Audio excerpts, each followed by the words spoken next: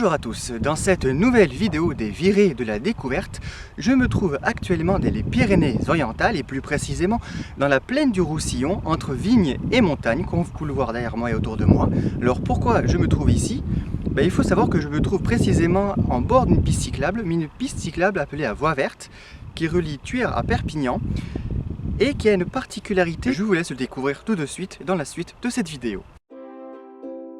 L'histoire de cette ligne ferroviaire dite d'intérêt local commence en 1911 avec l'inauguration de la gare de Tuire. Après plusieurs décennies d'exploitation, la fermeture de la ligne se passe en 1993. Par la suite, la création d'un itinéraire cyclable sur l'emprise de l'ancien chemin de fer est lancée. À cette époque, cette ligne de chemin de fer traversait 6 communes, de Tuire à Perpignan, sur une quinzaine de kilomètres.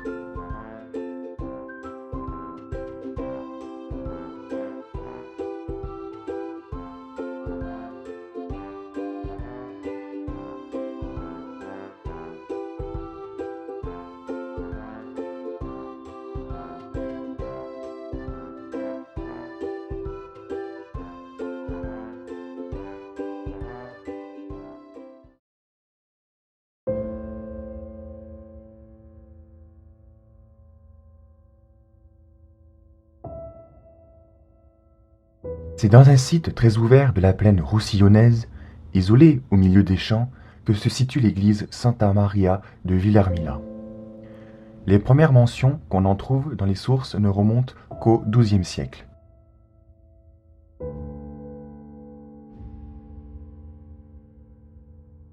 C'est à cette époque que l'évêque d'Elne, Udalgar de Castelnou, en fait donation à Santa Maria del Camp à Passa, prieuré augustin qu'on appelle encore de nos jours le monastir del Camp. L'église de Villarmila accuse une époque plus ancienne, sans nul doute du XIe siècle en partie, et d'ailleurs sans préjudice d'une fondation plus ancienne encore. En effet, le Villar Milani, avec une église dédiée au Saint-Sauveur, est en effet déjà cité au Xe siècle et doit représenter un terroir habité possédant déjà une église à laquelle celle-ci aurait pu venir s'ajouter, ou plutôt se substituer. Santa Maria del Camp sera sécularisée en 1592 comme tous les prieurés augustins d'Espagne. À la Révolution, elle se trouve à tort ou à raison entre les mains du seigneur du lieu que des documents du XVIIIe siècle désignent comme décimateurs. Les marqués actuels sont ainsi toujours propriétaires de l'édifice, qui a cependant été donné à bail amphithéotique à l'association diocésaine de Perpignan en 1958. Auparavant, l'église fut transformée en bâtiment utilitaire. et avait accueilli la réunion clandestine d'opposants au coup d'État de Napoléon III, arrêtés puis relâchés.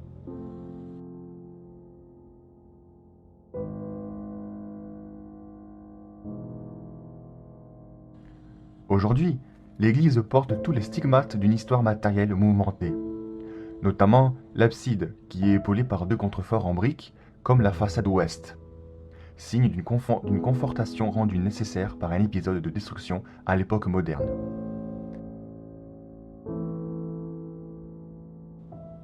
À l'extérieur, elle est décorée en partie haute d'une suite de niches profondes, motif traditionnellement rapproché des caractères lombards du premier art roman méridional.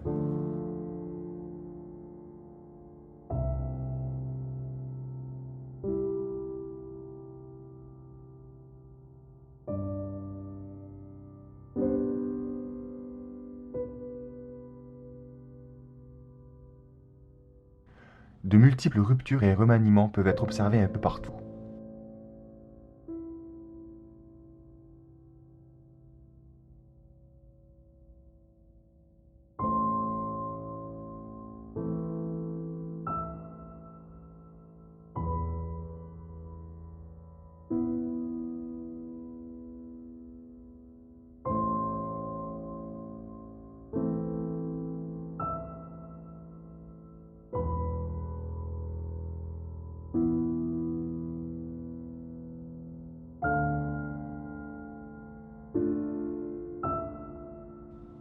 Depuis de nombreuses années, une association locale œuvre à la conservation et à la restauration de cet édifice dont l'usage religieux n'est que ponctuel.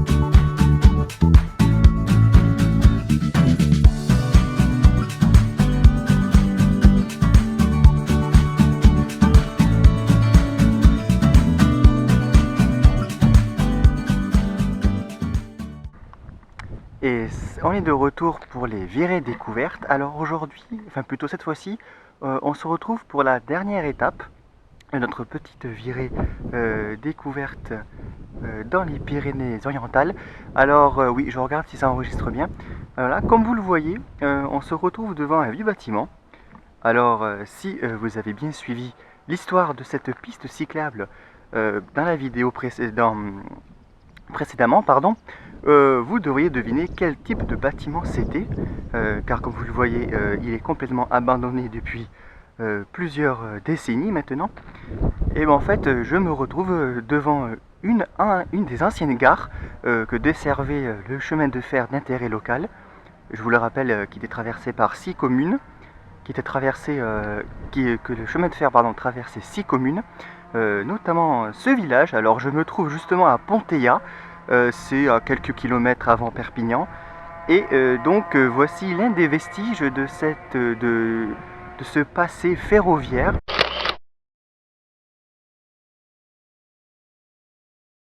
Avant que cela devienne une piste cyclable.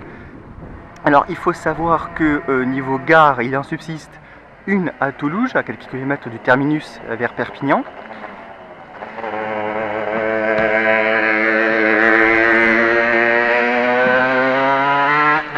Et on laisse passer la moto, donc je disais, il reste des vestiges de ces gares encore sur Toulouse, Canoës, à quelques kilomètres de Perpignan, et au départ de Thuir, sur la commune de Lupia, mais elle-même a été achetée par le conseil départemental, puis transformée en agence routière. On peut noter là le paradoxe d'une gare ferroviaire qui se transforme en agence routière, les temps changent.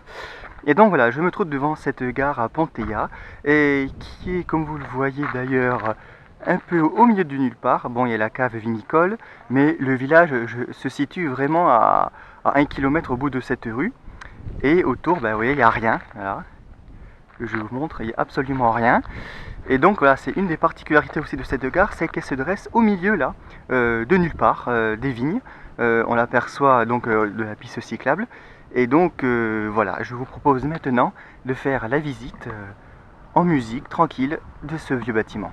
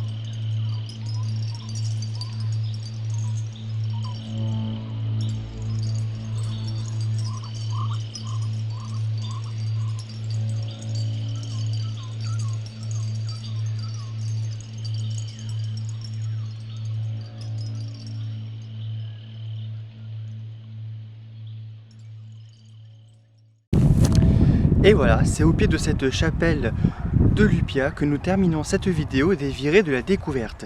J'espère que cette petite vidéo vous a permis de profiter des paysages, vous a plu de manière générale, et moi je vous dis à bientôt pour un prochain numéro des virées de la découverte.